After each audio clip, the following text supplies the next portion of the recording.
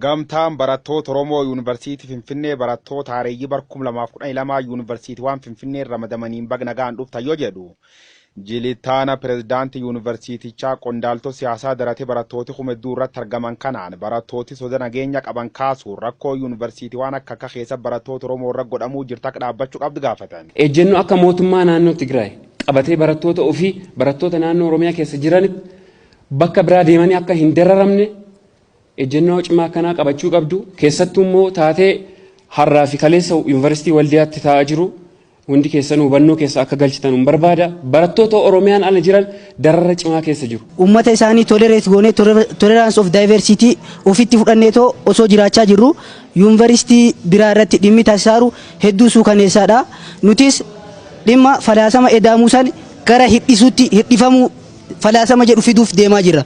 Dhimma kana dhimma barattoota Yuunivarsiitii Waldiyaa akka nusirraa namni keenya sababni duuf dhimma Oromummaa du'aa Oromummaa adeemtikii qabu qofaaf du'uu hin qabu yaada jedhu qaba.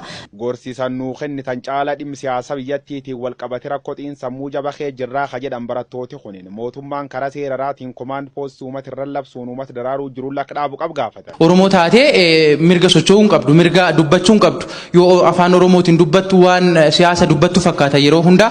Fakkeenyaaf ijoolleen waliin qo'achuudhaaf gaafa ispeesii seenan hanga sekuriitiin itti yaamameetiin achi keessaa ari'amuu yoo ayidiin irraa fuudhamuu nyaata dhoowwamuu maal maaltu ijoollee keenya irra gahaa jira jechuudha Yuunivarsiitii sanitti.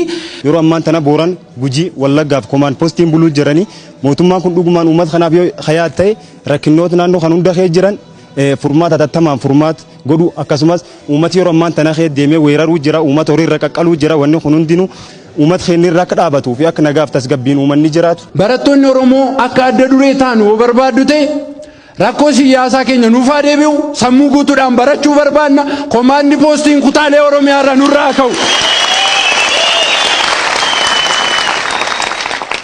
Kammaleelle simanna barattoota haaraan bagnagaan dhuftan jechuuf qophaa kanarra gamtaan barattoota kun namootaaf dhaabbilee hojii boonsa uummata Oromootiif hojjettanii jedhuun OMN dabalata akkana badhaase.